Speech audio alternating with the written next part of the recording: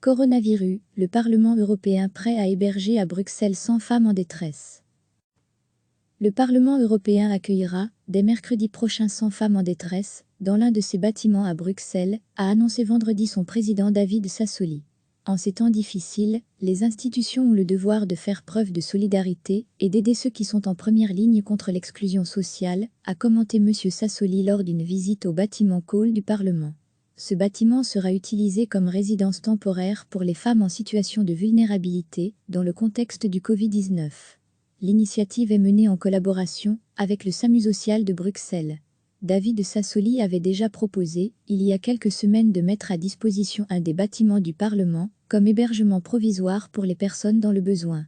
Les cuisines de l'institution ont aussi été mises à disposition pour préparer chaque jour jusqu'à 1 millier de repas pour les personnes nécessiteuses, ainsi que les prestataires de soins. À lire aussi, notre dossier sur le coronavirus. Recevez, chaque matin, l'essentiel de l'actualité. Le Parlement européen accueillera, dès mercredi prochain 100 femmes en détresse, dans l'un de ses bâtiments à Bruxelles, a annoncé vendredi son président David Sassoli. En ces temps difficiles, les institutions ont le devoir de faire preuve de solidarité et d'aider ceux qui sont en première ligne contre l'exclusion sociale, a commenté M. Sassoli lors d'une visite au bâtiment Cole du Parlement. Ce bâtiment sera utilisé comme résidence temporaire pour les femmes en situation de vulnérabilité, dans le contexte du Covid-19. L'initiative est menée en collaboration avec le SAMU social de Bruxelles.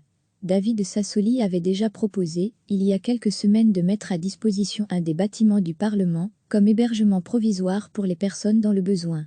Les cuisines de l'institution ont aussi été mises à disposition pour préparer chaque jour jusqu'à 1 millier de repas pour les personnes nécessiteuses, ainsi que les prestataires de soins. À lire aussi, notre dossier sur le coronavirus. Cliquez sur s'abonner pour recevoir les dernières nouvelles.